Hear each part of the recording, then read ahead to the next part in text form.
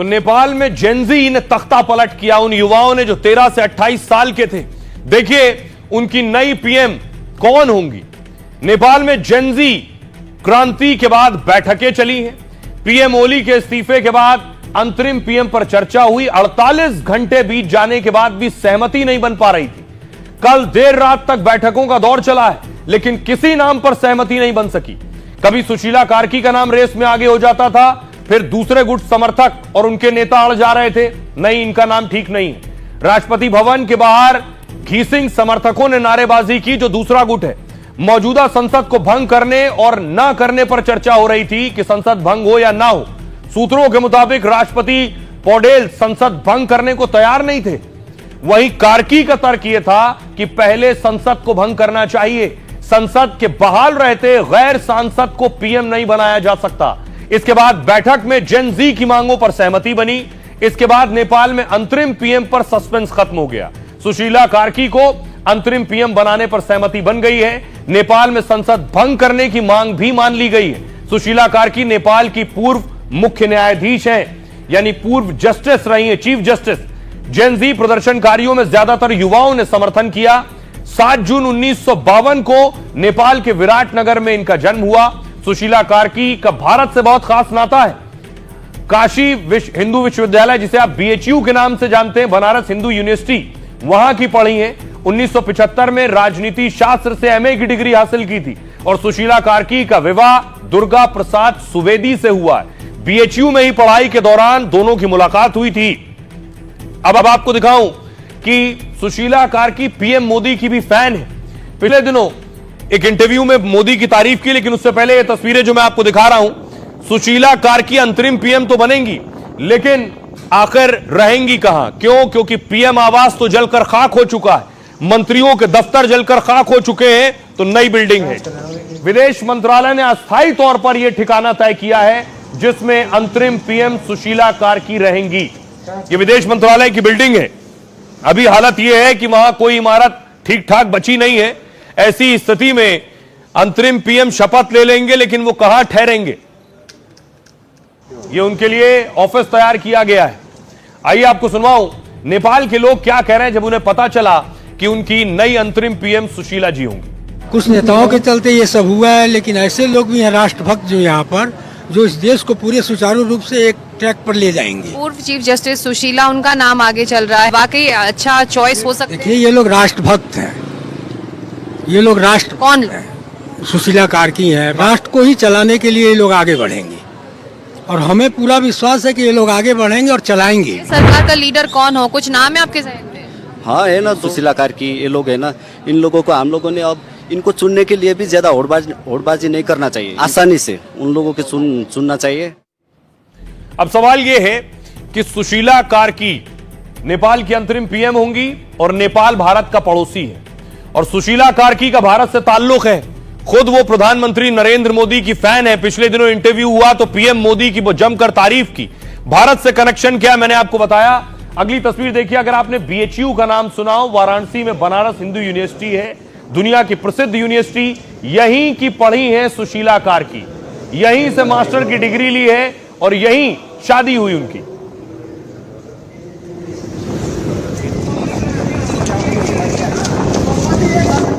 अब देखिए जरा, आपको बताऊं भारत के साथ क्या कनेक्शन है और पीएम मोदी के बारे में क्या विचार रखती हो।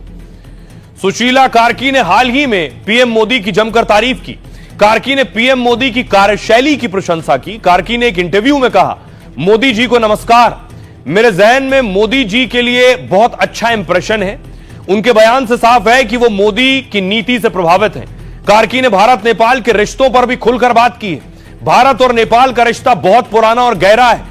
बीच बीच में दोनों देशों में थोड़ी खटपट होती रही है, लेकिन भारत नेपाल के रिश्ते मजबूत बने रहते हैं। कार्की ने कहा, रिश्ते को मजबूत बनाए रखना जरूरी है। कार्की ने मौजूदा हालात में शांति को प्राथमिकता दी। सुशीला ने भारत के लिए अपने प्यार को भी जाहिर किया है, साथ ही भारत के साथ दोस्ती की नई उम्मीद भी जताई है। आइए आपको सुनवाऊं, सुनिए जरा विदेश मामलों के जानकार रविंदर सचदेवा क्या कह रहे हैं। कार्की को किस तरह से आर्मी का वर्किंग रिलेशनशिप होगा, कितने समय के लिए होगा, अगर उसका कोई हिसाब दें, या ओपन एंडेड है, कि इलेक्शन होंगी दोबारा, ये केयर टेकर होंगी, इस तरह के प्रश्नों का आई थिंक जवाब अगले 1-2 दिन में मिलेगा। बट उससे ज्यादा मेन इंपॉर्टेंट ये देखना कि ये जो जेन जी का जो आपका ये रेवोल्यूशन रेबेलियन जो भी है, उसमें से कौन कौन से नेता इनके साथ जुड़ते हैं, और क्या नेपाल जो हुआ है अभी तख्ता पलटी कहेंगे, क्या पूरा का पूरा नेपाल मेजॉरिटी रूप से इससे एग्री करता है, वो आने वाले दिनों में पता चलेगा। तो नेपाल से देखिए एक तस्वीर आ रही है कि वहां नई सरकार बन रही है, अंतरिम पीएम बन रहे हैं, लेकिन जिन्होंने अपनों को खोया है उनके जख्म अभी भी ताजा हैं। ये देखिए, इस प्रोटेस्ट में दावा है कि लगभग 40 से 50 लोगों की जान गई है, और जिनकी जान गई है उनके पार्थिव शरीर, उनके शव उनके परिवार वालों को सौंपे गए।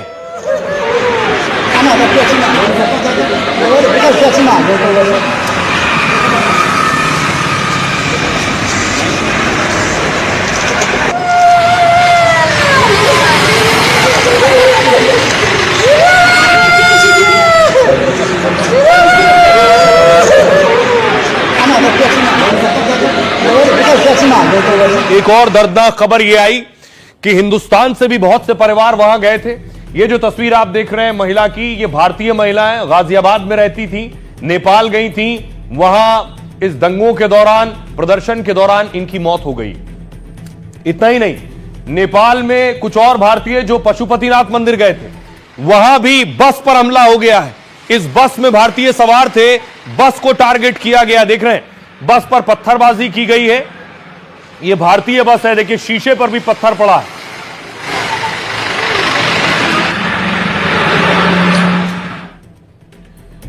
तो भारतीय बस पर अटैक किया गया। नेपाल में जेनजी के विरोध प्रदर्शन का भारत पर भी असर है। नेपाल में भारतीय बसों को निशाना बनाया गया। पशुपतिनाथ मंदिर दर्शन से लौट रहे थे ये भारतीय। हमले के वक्त करीब 50 यात्री इस बस में सवार थे। हमलावरों ने बस की खिड़कियां तोड़ डाली हैं। भीड़ के पथराव में 7 से 8 लोगों को चोटें भी आई हैं। कुछ यात्रियों को काठमांडू अस्पताल में भर्ती कराया गया। मौके पर पहुंची नेपाली सेना ने लोगों को बचाया है। सभी लोग भारत के आंध्र प्रदेश के रहने वाले थे। पशुपतिनाथ मंदिर में दर्शन करने गए थे। पथराव के बाद ड्राइवर ने यात्रियों को एयरपोर्ट छोड़ा और यहां से सरकारी विमान से वापस भारत लौट पाए हैं। ये एक वो तस्वीर थी। आइए अब आपको सुनवाऊं, नेपाल में बहुत वक्त राजशाही भी रही है। जो राजा रहे, राजा ज्ञानेन्द्र, इस हालात पर वो क्या कह रहे हैं, उन्हें सुनिए। अभिव्यक्ति राख्न पाउनु, इस निंदनीय घटना के लिए जो लोग जिम्मेदार हैं उनके खिलाफ कानून के मुताबिक सख्त कार्रवाई होनी चाहिए। किसी भी दोषी को बख्शा नहीं जाना चाहिए। प्रदर्शन के दौरान शहीद लोगों ने अन्याय और भ्रष्टाचार के खिलाफ जिस हिम्मत से आवाज उठाई वह सराहनीय है और देश को उनके प्रयासों के लिए हमेशा सम्मान देना चाहिए। हे वीर, आगे बढ़, पीछे हटने की बात मत कर। अब बड़ी बात यह है कि आपने सुना राजा ज्ञानेन्द्र क्या कह रहे हैं, भारतीयों के साथ क्या हुआ पशुपतिनाथ जो गए थे, लेकिन बहुत से भारतीय जो फंसे हुए थे वो भारतीय वापस लौट कर आए हैं। नेपाल में हिंसा के बाद एक्शन में सरकार आई। विशेष विमान से भारतीयों को लाया जा रहा है। आंध्र प्रदेश के 140 लोगों को सुरक्षित लाया गया। सनौली और पानी टंकी से भी भारतीयों को लाया गया है। नेपाल में फंसे ओडिशा के 23 लोगों को सुरक्षित लाया गया है। ओडिशा के सीएम मोहन चरण ने इसकी जानकारी दी।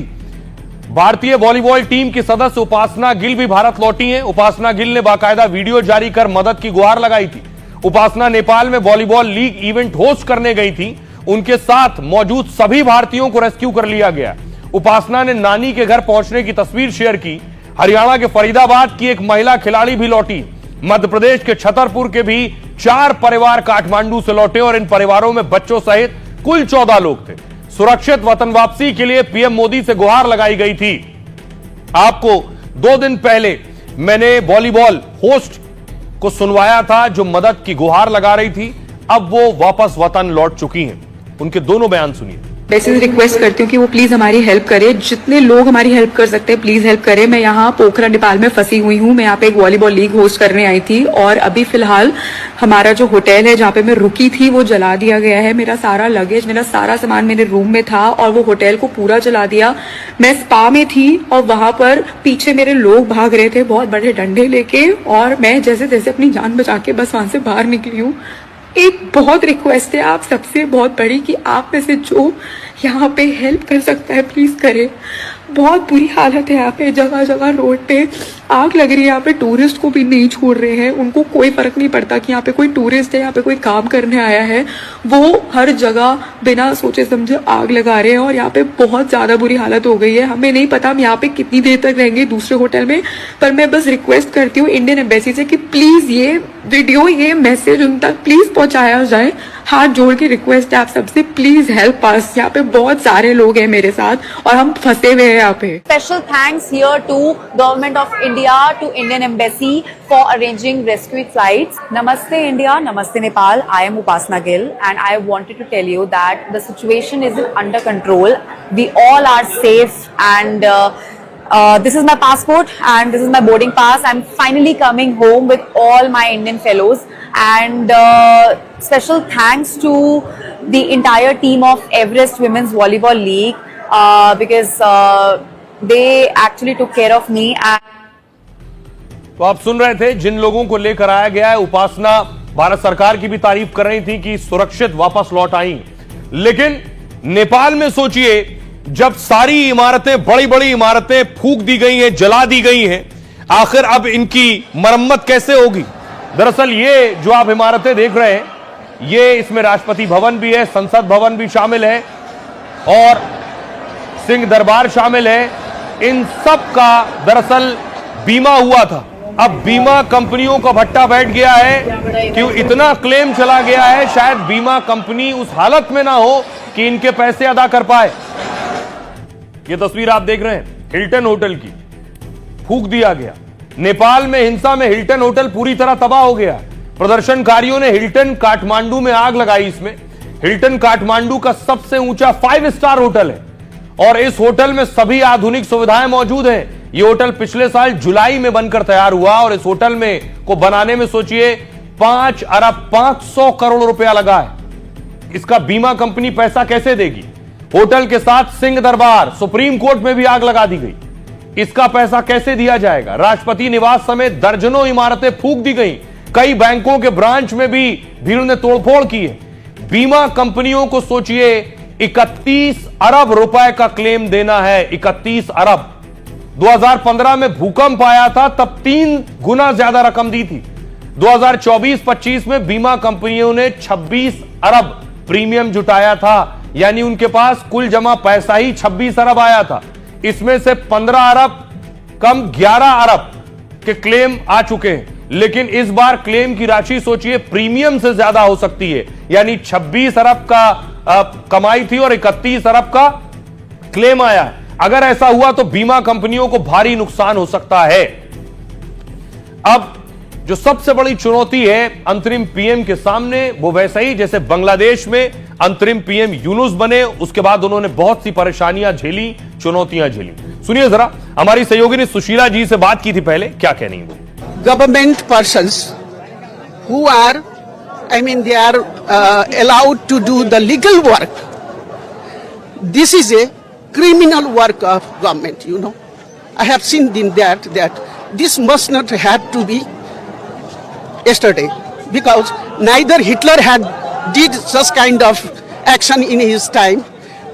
Hitler had not put children on the gas chamber, nor our ex-ruler, Rana ruler, have killed any child or hanged any. You think the atrocities took place on the streets of Kathmandu yesterday, but the protesters here are saying it's not about the social media ban. It is about the corruption, the economic crisis of the country. Everything. This is the movement we have felt.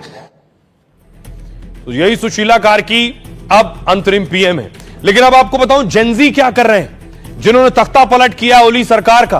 देखिए, ये आप देख रहे हैं, ये तब की तस्वीर है जब सड़कों पर हाथों में बंदूकें भी थी, हथियार भी थे। देखिए, टीयर गैस भी लिए हाथ में। ये वो तस्वीर है जिस दिन ये सड़कों पर उपद्रव कर रहे थे। अब देखिए जरा अगली तस्वीर जो आई है, ये अब काठमांडू की सड़कों पर सफाई भी कर रहे हैं, झाड़ू लगा रहे हैं और मरम्मत कर रहे हैं।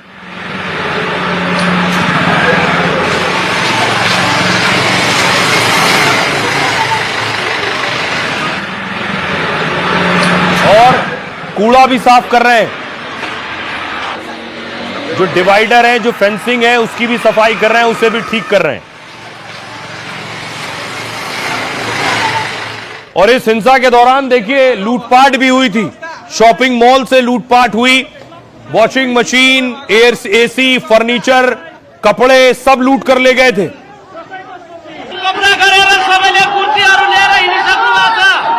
कुर्सी लूट कर ले गए खुशी खुशी। अब देखिए उसके बाद सारा सामान लौटा रहे हैं, जो लूट का सामान है वो वापस लेकर जा रहे हैं लौटाने के लिए। जो टीवी ले गया था वो टीवी लौटा रहा है, जो कूलर ले गया था वो कूलर लौटाने आया है, एलईडी लौटाई है, वॉशिंग मशीन वापस आई है, माइक्रोवेव भी है।